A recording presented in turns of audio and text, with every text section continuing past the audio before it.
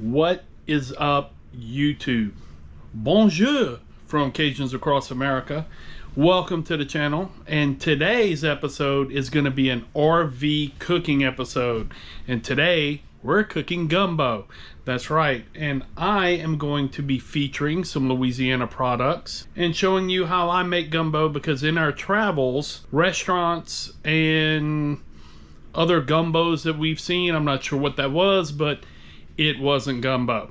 So let's get to it. I'm going to show you all the products we're going to use, and we're going to tackle a couple of things with this. We're going to actually cover some proper pronunciations for some of this stuff, because some people not from Louisiana absolutely slaughter some of these words and how they're pronounced.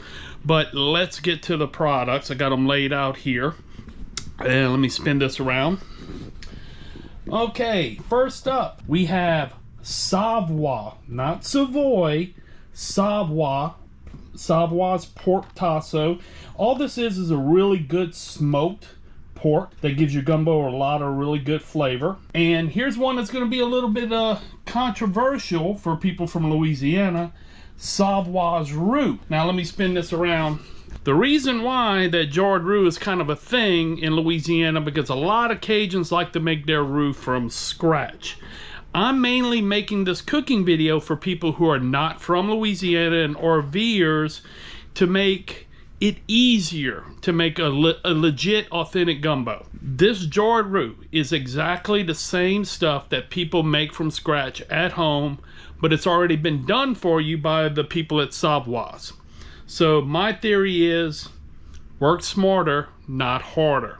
Because making a roux, for some, is not really that bad, but it can be tricky and it's pretty labor intensive. So jarred roux, again, same thing that's made from scratch. It's already done for you. It's in a jar. All you got, you're about to see how we use it. So really good stuff, easy. You guys that are make your roux from scratch purists, I'm sure I'll hear from you in the comments. But this video is to make it easier for others so they can make a legit gumbo. Let's continue. Right here, I have Richard's. The tag is turned up a little bit. Richard's, not Richard's, Richard's green onion andouille sausage. That's right, it's not andouille, it's andouille. Andouille sausage. That's a proper pronunciation. Just like the tasso is said, you say it tasso. I've heard it people say tasso. Okay, that's not a smoked pack of ass. It's a smoked pork product, and it's called tasso. Andouille, tasso, Savoie, Richard.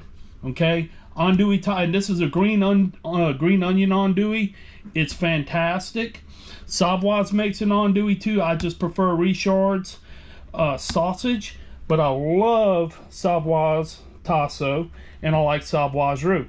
Now here we have some Zatarain dried parsley flake. You can use fresh is better, but I'm making this easy. You can get Zatarain's.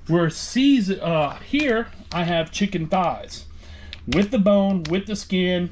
You can put in a whole chicken, you can use white meat, whatever you prefer. I like dark meat. Dark meat has more flavor. We're layering flavors into this gumbo. Dark meat has more flavor, plus dark meat only has one bone in it.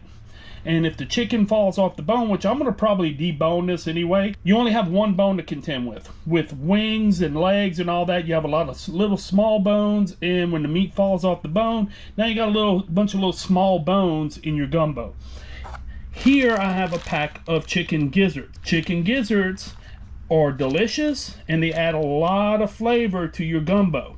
Both are seasoned with my go-to Tony Chachere's Creole seasoning. That's right, that last name is pronounced Chachery.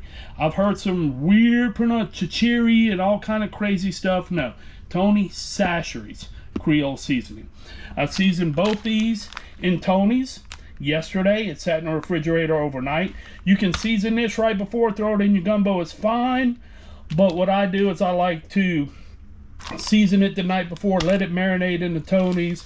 To me, it just makes it just a little bit better. So from here, I am going to prep my pork, my pork tasso, and I'm going to prep my sausage, and I'm going to show you guys how I do that, how I slice it and chop it. A lot of this is personal preference. I slice my sausage a certain way. You can do bigger slices, smaller slices. My tasso, I chop it a certain way. You can go big or small, however you like, but I'm going to show you how I do it. So let me get this stuff put up, break out my big old Crocodile Dundee chopping knife and a cutting board, and show you how I chop this, and then we'll move on to the next step. Be right back. All right, now I'm gonna show you guys how I chop my tasso and sausage. You can cut this however you want. I will generally make, you know, like one of the Food Network people say, slices, sticks, dices, but I really don't. I do big chunks. I'll cut it in strips like this, and you can cut this however big you want, and then I'll just do big chunks like this of my tasso, and that's good enough. I'll cut this in half. I'll take this and I'll transfer it to my pan over here, and I'll cut these same thing. I'll make like little sticks, and that is a little big, and I'll just make kind of big bite-sized chunks out of it.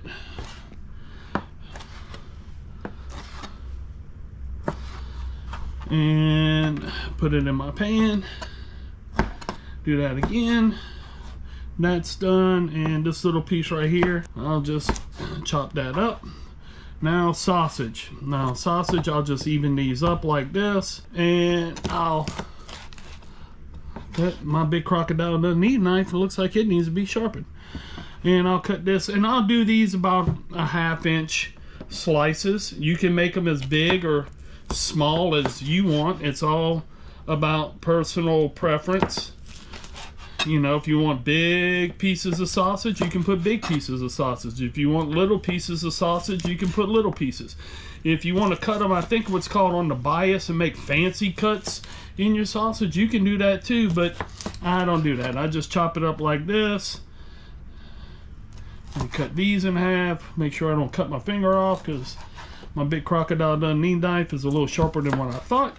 And that's it. And what I'm gonna do from here is I'm gonna finish chopping up and prepping all of this sausage and all of this tasso. I'm gonna finish chopping up, prepping this, putting it in pan, and from there my mise en place will be complete, and we'll start cooking, and I'll take you over to the pot and show you what I do from there. But I'll be right back as soon as I'm done chopping this up. Okay, we're back.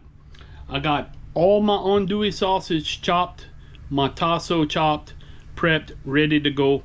Now we're at the pot. Let me spin this around and show you.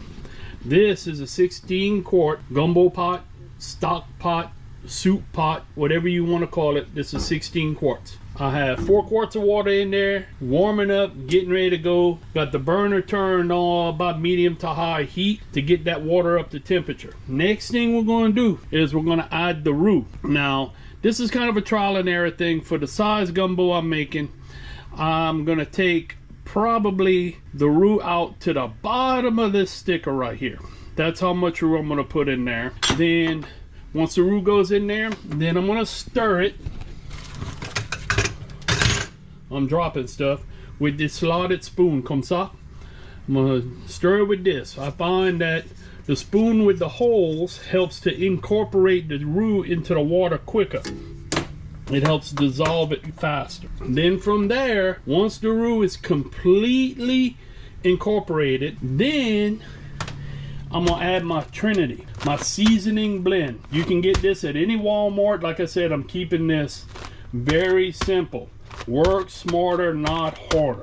If you want to chop onions and celery, and you want to chop all that fresh stuff, you can. But why do that when Walmart's already got it in the frozen section, bagged up and ready to go? Again, work hard, work smarter, not harder. Once that's incorporated, I'm gonna add a whole bag of this, and this is a 24-ounce bag. I'm gonna have one whole bag and a half because I like a lot of onions in my gumbo. That's up to you. It's totally personal preference. If you want to add both bags, go for it. Add both bags. If you only want to add one. Personal preference. We're gonna put this in the pot and we're gonna stir, stir, stir until these onions get clear or translucent. Then from there, we add our sausage, our andouille and tasso. Then I'm gonna add my gizzards and I'm gonna see what the water level's at. I may add another quart of water. Then I'm gonna add my chicken. See what my water levels are in the pot. You don't want it to get too high. I normally get it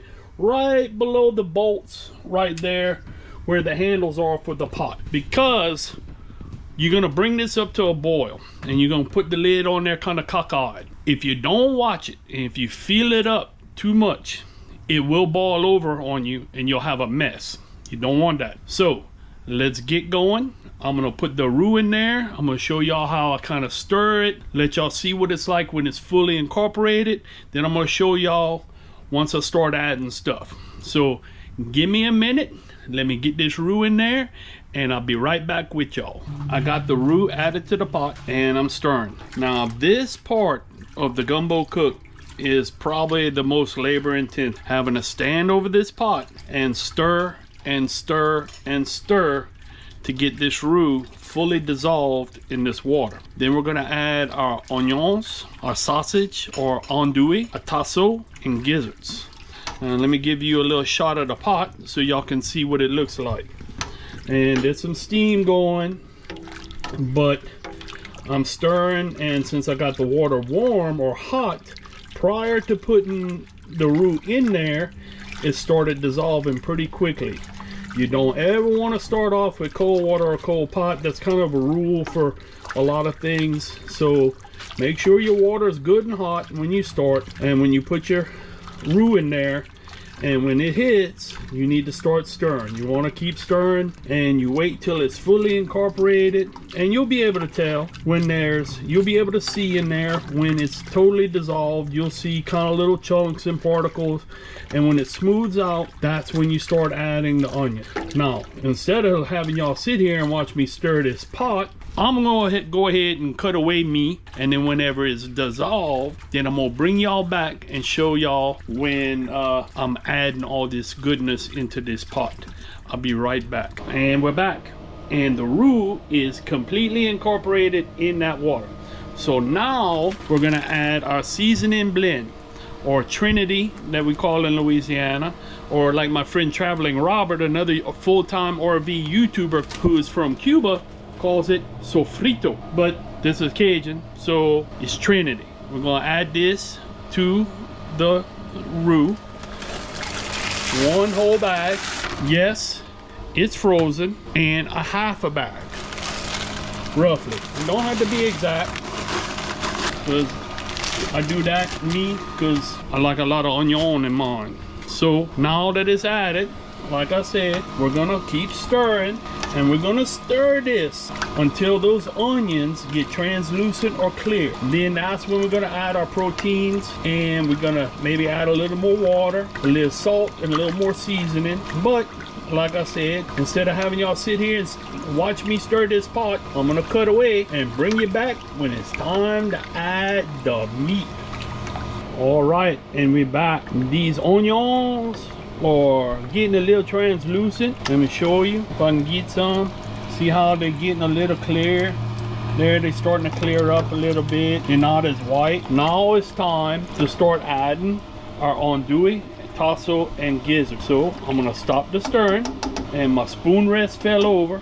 I'm gonna add, and my hands are clean, I washed them. I hear all these people hollering, "You're using your bare hands." Well, they're clean. I ain't gonna put no rubber gloves on me to cook. This is how I do it. My hands are clean. I'm gonna add all this sausage and tasso, or andouille, excuse me,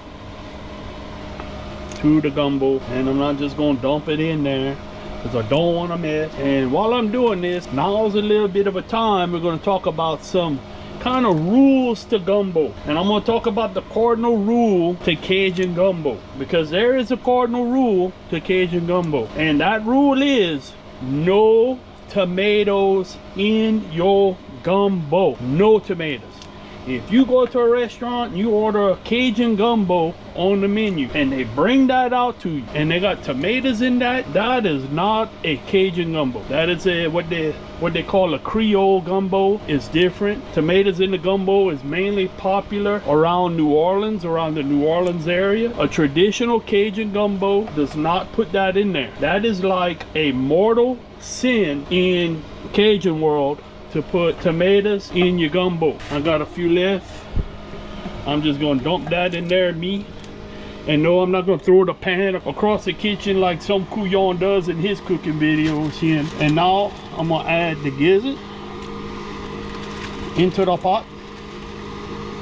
And you can see it's kind of full, but all this is gonna shrink up a little bit. Plus I'm gonna add a little water to it. And as it cooks, everything shrinks up and it makes a little room. Let me get all of them. I got one there straggling there. He hiding in the corner of the bag. He not wanting to go into that bag. And yeah, my Cajun accent's coming in pretty thick right now because I'm cooking. So now I got all that goodness added in there. So what I'm gonna do is I'm gonna stir this around. Stir it around, incorporate all of it. I'm gonna probably add at least another quart of water to this, and see how them onions are nice and clear. Everything's nice and incorporated. And I'm gonna add about another quart of water. Got my little spoon rest, and that spoon rest is dear to me. I inherited that from my mama on my mama's side, Miss Elsie Reed, a wonderful lady. She was gone too soon, but that was one of the things I inherited. That spoon rest stuck with me when she would make a gumbo, and when she passed, I requested to have that. So I'm gonna add about another quart of water to this, and that's a quart. I'm gonna stir it around a little more because I added some water, so I want to incorporate it. I want to stir it a little bit, mix it up, and now it's time for the chicken. These I seasoned last night with Tony's, and they've been resting in a Ziploc bag then in my refrigerator overnight. I'm gonna add this to the gumbo. Now, like I said, if you want, you can season it, throwing in there right before, it's fine. But I found seasoning your chicken and your gizzard the night before and letting them marinate, it does make a difference. It's a subtle difference, but it does make a difference. All my chicken's out. Everything is in this gumbo pretty much for right now that needs to be in this gumbo. So I'm gonna give it a little stir again. And like I said, a lot of this stuff is going to shrink up now when it's cooked. The chicken is definitely going to shrink up. The sausage, the tasso is going to shrink. And remember I told y'all, I kind of like to get to the bottom of the handle rivet. I'm going to add a little bit more water. Not much, just a little more. It's probably about another quart right there. I don't want to go too high. So I started with 4 quart. I put my onions in there after my roux was incorporated. My onions went translucent. Then I added my andouille, my tasso, and my gizzards. And now I added my chicken. And now we got a total of 6 quarts of water in here with everything, all this goodness in here. Now, what I'm gonna do is I'm gonna take the lid. Well, I gotta find my lid. Give me a minute. Oh, there it is. It's hiding on me. I'm gonna take my lid. I'm gonna put it on top of this pot like that. Comes up. I'm gonna put it a little crooked so it can vent. I'm gonna bring this up to a boil. Not a real big boil, but I'm gonna bring it up to a little bit of a boil. Just keep stirring it. Once it gets to that boil, then I'm gonna turn the heat down to a simmer. And then I'm gonna let it simmer for at least probably about 45 minutes to an hour and let it cook. Then from there, it just depends. Cook it for about 45 minutes to an hour. Now I could pull the chicken and debone the chicken because I'm cooking this gumbo. I'm gonna probably share with my work camper friends out here at the RV park. And that way there's no bones in there or nothing like that. They can just get a big old ladle full with chicken and andouille and tasso and don't have to worry about no bones. But I hadn't decided yet if I'm gonna do that. But from here, we just gonna let it cook. Like I said, bring it up to a boil. And when you know what they say, a watch pot doesn't boil. So we're not gonna watch the pot. I'm gonna cut away. When it comes up to a boil, we'll cut it to a simmer. And we're gonna add a few more things. I'm gonna show y'all. And then it'll be the final product. So stay tuned, we'll be back in a minute. Okay, And we're back. The gumbo has finally come to a boil. Let me show you. It's come to a boil, and we had the lid on there cockeyed to let it vent. It came to a boil. I was stirring it occasionally here and there. Now that it's up to kind of a rolling boil, what I'm gonna do is I'm gonna turn the fire down to where it's just kind of simmering a little bit, and we're gonna let it cook and just let it simmer for a little while. We're gonna let it cook and get happy. So that's where we're at right now, but I'm gonna add a couple of more ingredients, and these ingredients I really don't have a measurement for. So I'm gonna add these. I don't have an exact measurement, but in Cajun cooking, we kind of do some stuff by by eyesight. We kind of, you know, visualize. So I'm gonna add some Worcestershire sauce, and I'm just gonna add some. There's no exact measurements. I just kind of eyeball it on how much I add. I'm gonna stir that in.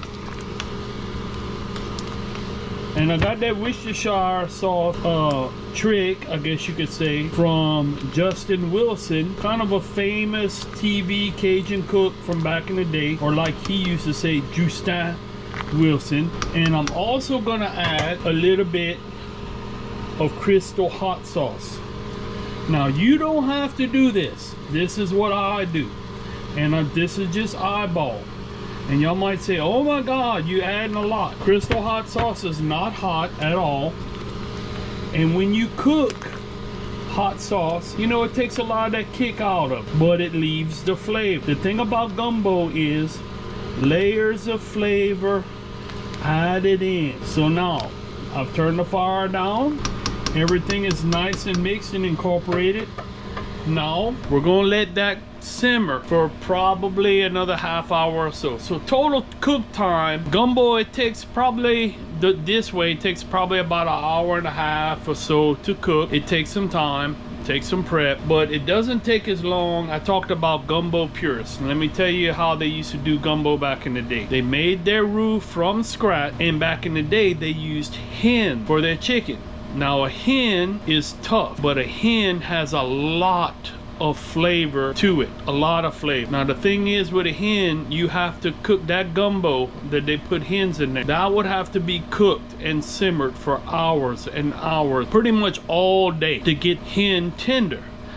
Now, we don't have to worry about that now with these chickens, and we don't have to make our roux from scratch. We don't have to chop our own onions. Like I said, we're using jarred roux. We're using frozen chopped Trinity, and it just makes it easier. This is easier for you guys to do that are not from Louisiana. Work smarter, not harder, and I want to make this easy for y'all, so y'all can make a very good gumbo from wherever y'all are at. All these Louisiana products, you're not going to be able to find these all over the U.S. Where you can find them is CajunGrocer.com.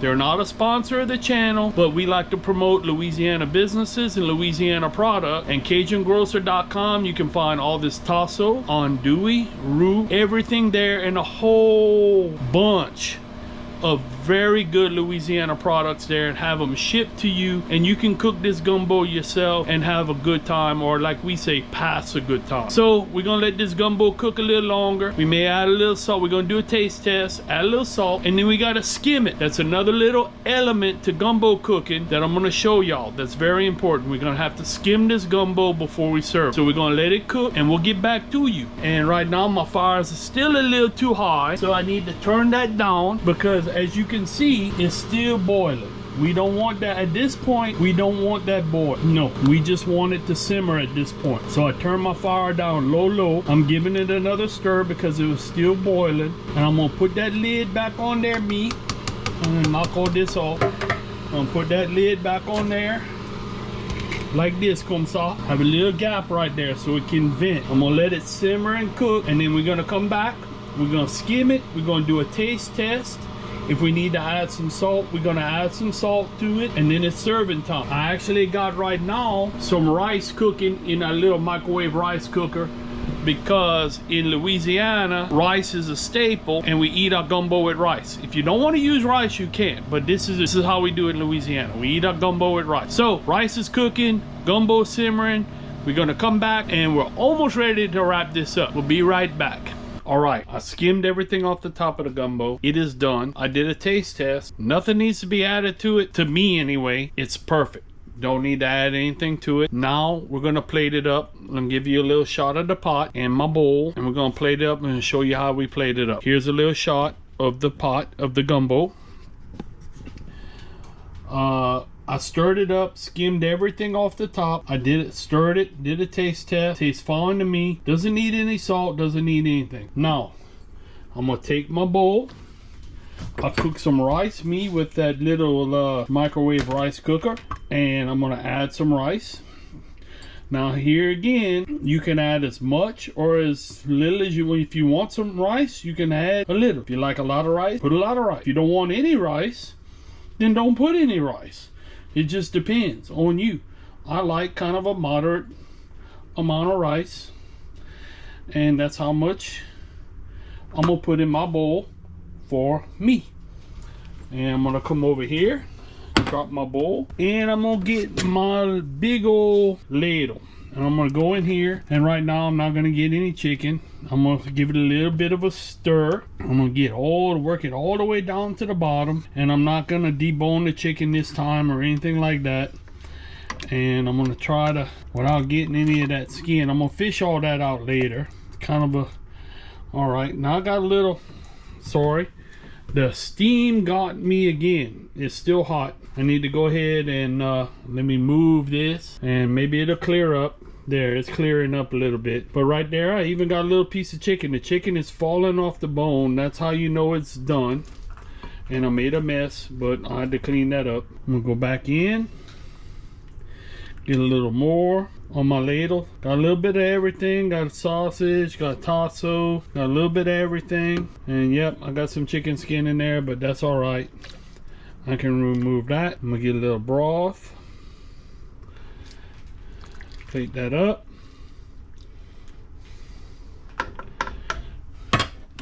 And that's it. That's gonna be my bowl of gumbo. Hold on, it's a little heavy and it's very, very hot.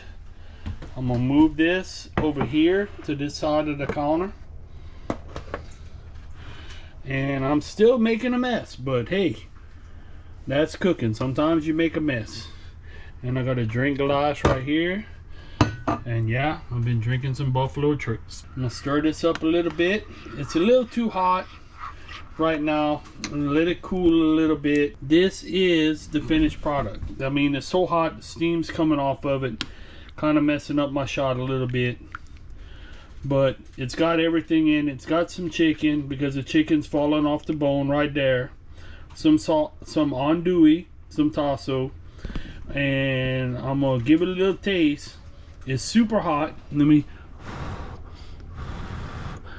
blow on it a little bit, and I'm gonna taste it. Yeah, the camera's all fogged up from the steam, but hopefully I can taste this and not burn my mouth. Let me give it a little taste.